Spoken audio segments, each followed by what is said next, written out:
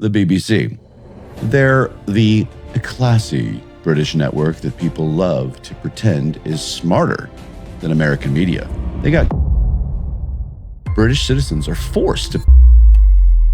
Reports legitimately have confirmed 250 plus FBI agents are confirmed to have. If your worldview can't survive raw video, your worldview is weak.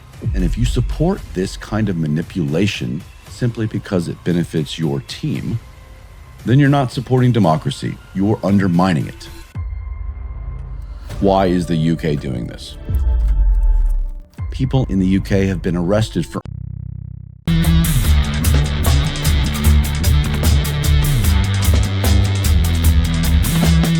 Welcome to Stay in the Fray podcast. I'm your host, Ryan. This is where headlines get hit hard, hypocrisy gets shredded, and the absurd are laughed at. If you want comfort, this isn't your place. If you want blunt and unfiltered, I'm your guy. Join me in the fray. All you gotta do is just listen up. Hey guys, glad to be back. Had a fun weekend watching Texas A&M football. Big win, so in a good mood for the most part. So we'll see where that goes as we talk about BBC. My goodness. Here we go. We got to talk about this. For quite a while, I've been telling you how desperate the left is, how desperate they've become. It just keeps getting worse and worse for them. I've tried to lay it out piece by piece, calmly, mostly, patiently, calling out politicians, celebrities, all who are making a fool of themselves. Well, now, BBC finally decided to wrap all that desperation into one shiny little package. So here you go, tied with a bow, straight from London, the BBC. They're the classy British network that people love to pretend is smarter than American media. They got caught slicing up Donald Trump's January 6th remarks to make it look like he fired the starting gun for the riots. I'm sitting here now, looking right at you, and I'm saying, what say you, people? Is this cool with you? Obviously it is for some. Some people would cheer if CNN deep-faked Trump drop-kicking a Palestinian baby. As long as it hurt the big bad orange man, they'd clap like the trained seals that I've been labeling them. Let's discuss all the BBC absurdity with this, all you need to know about it. This is Stay in the Fray podcast. It is November the 17th, 2025. Let's roll. Let's lay this out with full clarity. They did not just tweak and edit. They built a lie and hoped you were dumb enough to swallow it. The real speech had pauses, context, and lines calling for peace on January the 6th. The BBC's version chopped out the pauses, removed the context, and rearranged the lines to make it look like Trump was feeding the crowd adrenaline in real time. It was so polished and intentional, Hollywood directors probably watched it and said, damn, we could have used that guy during the strike. So let's take a look at this well put together, beautifully done clip, just to give you context as to what I'm talking about. Let's roll this, guys. We're going to walk down to the Capitol, and I'll be there with you, and we fight. We fight like hell, and if you don't fight like hell, you're not going to have a country anymore. We're going to walk down to the Capitol, and we're going to cheer on our brave senators and congressmen and women. And we fight.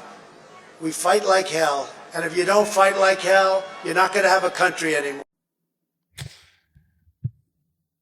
That was almost 54 minutes later that they put him together. He was saying we have to fight like hell for our beliefs, our ways of life, what we believe in. Who wouldn't? But of course, they happened to air this right before the election. But I'm sure that was just a coincidence. Like how every mistake always slants in the same direction. This was not an oversight. This wasn't a rushed newsroom blunder. This was crafted. It was reviewed, packaged, delivered. They knew exactly what they were doing and exactly when to do it. Slide a fabricated narrative into millions of American and British homes right before America votes. I'm sure that was the class that everybody talks about with BBC. Here's the part that should make every person, left, right, center, floating somewhere, furious. British citizens are forced to pay the BBC a fee. You pay a mandatory licensing fee. You skip that fee, they don't send you a friendly reminder. They slap you with penalties, legal trouble, real consequences. And what do citizens get in exchange for this fee? Propaganda distributor that costs more than Netflix did not too long ago. I think it's like $20 US. I really believe it's like 14 or 15 pounds. People in the UK are literally funding political manipulation in a country they don't even live in. And they've been fed a steady diet of curated anti-Trump messaging since that man came down the escalator. No wonder the average Brit thinks Trump is some cartoon villain. They're not hearing what he said. They're hearing what the BBC wants them to think he said. Here's where the comedy really writes itself. You can talk to a Democrat about the weather, and they'll bring up January 6th. Gas prices, boop, January 6th. Border chaos, but January 6th. Your Uber driver arrives late, he's probably a Trump supporter, and he was there on January 6th. It's their reflex now. It's their comfort blanket, their emotional support animal. Meanwhile, the same people pointing fingers have watched cities burn for years, entire blocks destroyed in the name of progress. Businesses torched, people assaulted, killed, billions in damages. But hey, as long as it's wearing the right political jersey, they call it mostly peaceful, while adding on, just like January 6th. Nothing screams anti-fascism like enforcing ideology with fists, fire, and threats. It's a fascinating approach. Learn what fascism means for the love of God. Let's sprinkle in the fun part. Reports legitimately have confirmed 250 plus FBI agents are confirmed to have been in and around the crowd on January 6th before anything even started. A few reports even show they were encouraging people forward. Kind of strange behavior for observers. If the FBI had any more people in that crowd, they'd have needed name badges, registration table, and a keynote speaker. That should bother everybody on both sides. But what would they do without their only comeback, January 6th? So, with all that being said, Trump is suing the BBC for a massive amount. Estimates hover near the $1 billion mark. And honestly, good. Examples need to be made of this bullshit. If a publicly funded network, especially, fabricates a version of your words during an election, you deserve to drop a legal anvil on their heads. Some people will brush this off and say, Trump sues everyone, whatever. Yeah, because the press keeps lying about him. He's been successful in these defamation cases. Oh, by the way, he sued ABC for misrepresenting him. He sued the Times, CNN, all of them. And those cases were over things that weren't even close to this level of fraud. So if he goes after all of them for much less than this, the BBC ought to buckle up. Well, let's be fair. As I just mentioned, the BBC is not the only group that plays fast and loose with reality. ABC was caught slicing up Kamala Harris interviews like they were prepping a salad. A word salad from Kamala. They cut awkward lines. They dodged answers. They removed anything that made her look lost, which is most of it, and stitched together a polished version that never existed. And even the polished version was really painful to watch. That's the funny part. They gave America the best possible Kamala, the premium edition. And even that landed like a phone with 1% battery left. This isn't journalism.